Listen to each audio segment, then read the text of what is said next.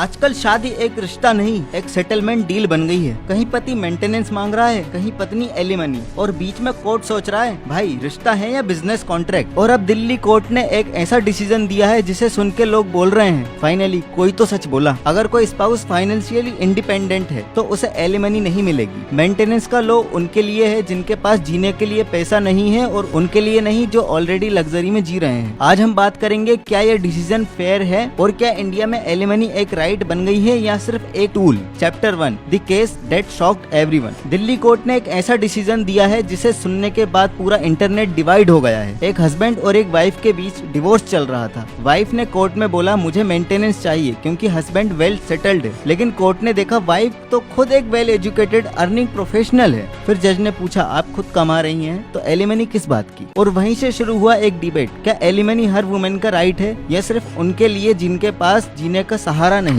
Court ने बोला लो उनके लिए जिनके पास इनकम नहीं, ना कि उनके लिए जो खुद फाइनेंशियली इंडिपेंडेंट है। बस इतना कहने के बाद सोशल मीडिया फट गया। कुछ लोग बोले फाइनली जस्टिस हुआ और कुछ लोग बोले पैट्रियार्की का कवर अप है ये। Chapter 2 the courts logic. Delhi court ने अपने 37 पेज के जजमेंट में लिखा section 25 of Hindu marriage act का पर्पस सिंपल है। कोई स्पाउस अगर फाइनेंशियली हेल्प के बिना जी नहीं सकता तभी मेंटेनेंस या एलिमनी मिलेगी। यानी आप कैपेबल हो, एजुकेटेड हो, जॉब कर रहे हो तो कोर्ट आपको चैरिटी नहीं देगा। जज ने बोला जुडिशियल डिस्क्रेशन एलिमनी देने में तभी यूज होगा जब जेन्युइन फाइनेंशियल नीड हो, ना कि इक्वल स्टेटस बनाना हो। और यह वाइफ खुद एडमिट कर चुकी थी कि वो डिवोर्स लेने के लिए 50 लाख मांग रही थी, मतलब क्लियरली फाइनेंशियल नेगोशिएशन चल रही थी। Chapter 3 the big picture. अब सवाल ये उठता है क्या हर केस में फाइनेंशियली स्टेबल वुमेन को एलिमनी डिनाई करनी चाहिए। नहीं भाई, हर केस अलग होता है। पर यहाँ प्रॉब्लम ये है कुछ लोग एलिमनी को एक इनकम सोर्स समझने लगे हैं। कोर्ट का कहना है मेंटेनेंस सिस्टम को अब्यूज मत करो, ये उन लोगों के लिए सेफ्टी नेट है जिनके पास बेसिक सर्वाइवल के लिए पैसा नहीं है। अगर दोनों कैपेबल हैं तो दोनों अपनी लाइफ खुद हैंडल करें, सिंपल। पर सोशल मीडिया पर रिएक्शन क्या था। एक तरफ लोग बोल रहे थे फाइनेंशियली फेयर जजमेंट, दूसरी तरफ कुछ फेमिनिस्ट कह रही हैं मेल बायस्ड डिसीजन है ये।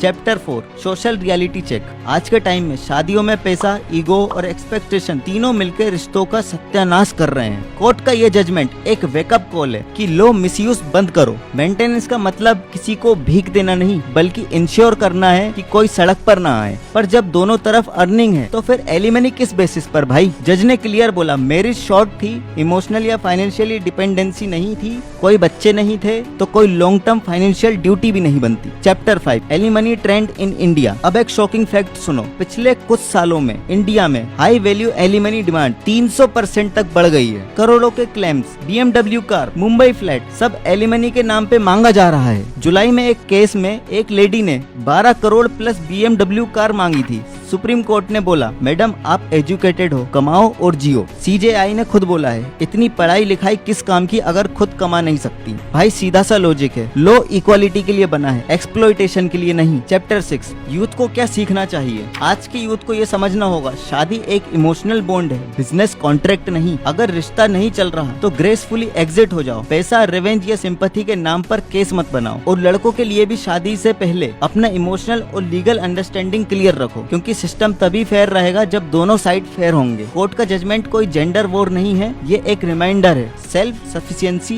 Is equal to no entitlement. Chapter 7 the message. Delhi high court का ये डिसीजन सिर्फ एक केस का नहीं, एक माइंडसेट का जजमेंट है। लॉ सिर्फ उनके लिए नहीं जिनके पास इन्फ्लुएंस है, बल्कि उनके लिए जिनके पास जरूरत है। अगर आप कैपेबल हो तो कमाओ, अगर नहीं हो तो सिस्टम आपके साथ है। बट मिसयूज करोगे तो कोर्ट भी कह देगा इनफ इज इनफ। एलिमनी एक राइट नहीं, एक रिस्पॉन्सिबिलिटी है। Use wisely, not emotionally. तो दोस्तों आपका क्या ओपिनियन है, क्या कोर्ट डिसीजन फेयर था या सिस्टम बायस्ड था। और अगर वीडियो इन्फॉर्मेटिव लगी हो तो लाइक करना मत भूलना। मैं हूँ आपका अंकित एके, मिलते हैं नेक्स्ट वीडियो में एक और ऐसे ही रियल और रॉ टॉपिक के साथ।